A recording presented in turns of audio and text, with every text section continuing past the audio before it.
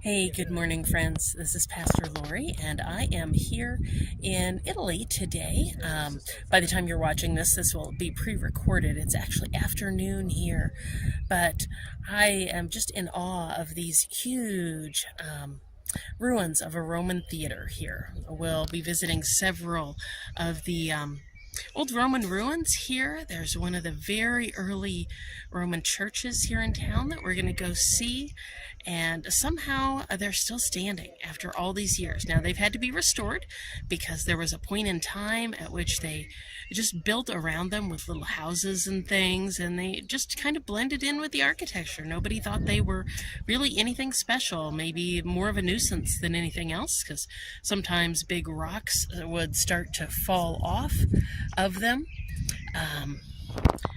But I'm also impressed. In the background, there is a crane that's working on a modern structure that's much smaller and needs much more equipment. But yet somehow, through human labor, this incredible structure was built. So I will come back to you with a little more later and just some thoughts. So yeah, as you're going into your day today, I would invite you to think, what are those things in your life maybe that you're overlooking, that are such a solid, steady part of life that you don't even notice are there. And maybe look at them with a fresh set of eyes, maybe like someone who is seeing it for the very first time. And I'll talk to you later. Hey again, friends. We're here at a slightly different part of the ruin, and what caught my attention here is the way that these rocks, so many different styles, so many different kinds, and yet they're all bound together, and there's life growing from them. Little plants. These have been here for about 2,000 years. This theater would have probably been here around the time of Jesus Christ, and it's just amazing to think that there are structures that have stayed that long. But it's not just physical structures, right? Our faith that has been passed down has lasted the same amount of time. The same faith that was beginning when these kind of theaters were still up, that have a very complicated history with Christianity. The faith that got started then is still standing too. And that's an amazing kind of thing to think about. So what are the places in your life where things, what you're building today, may still be standing for generations to come? This would have been the view from down at the stage, looking up towards the seats where folks would have been sitting. We don't always know which things will be remembered long after we say them, after we do them, after we create them. Sometimes we don't have much control over which things stand, which ones fall, which ones are repurposed into something else, which ones wind up buried beneath the ground and are hidden and forgotten. But we still do them, right? Every day we show up, we put things into the world based on love, based on the principles of Jesus, because, well, maybe the Romans who were supervising the construction of these sites hoped that they would last for thousands of years. They probably had no clue that the one they put to death on a cross would also be remembered thousands of years later, and that his followers would still be active, just as the ones who walked with him were.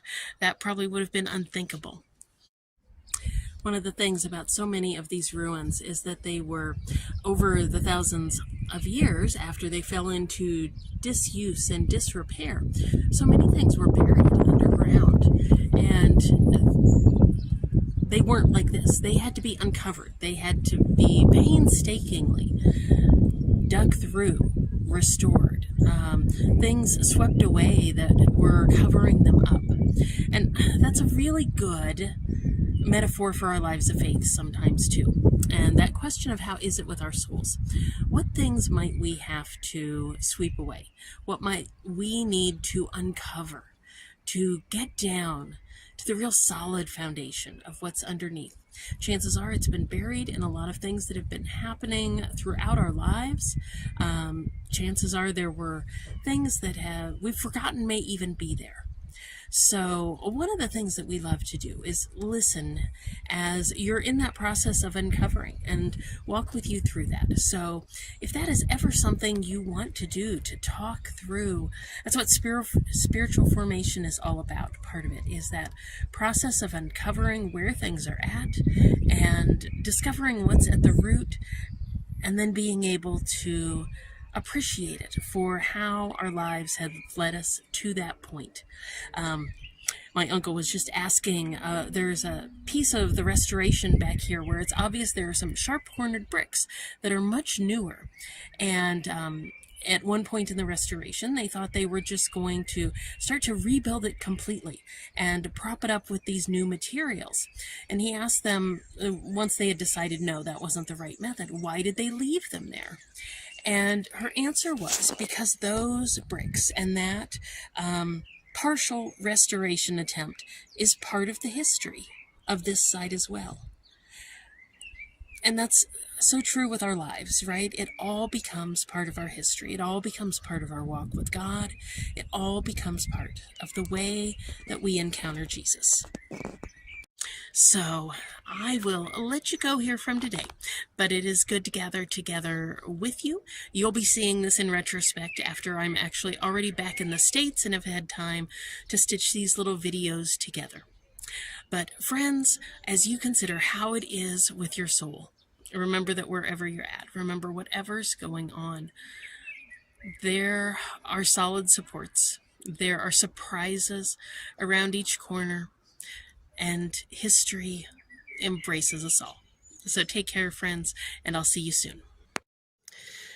And now this is one of the older churches here in town. I don't know the story yet, but one of my family members just said I should do my Friday videos in the style of the saint behind us with the hand up in the air. So we will do that and just share a few of these fun scenes here with you. Good to be with you today, friends.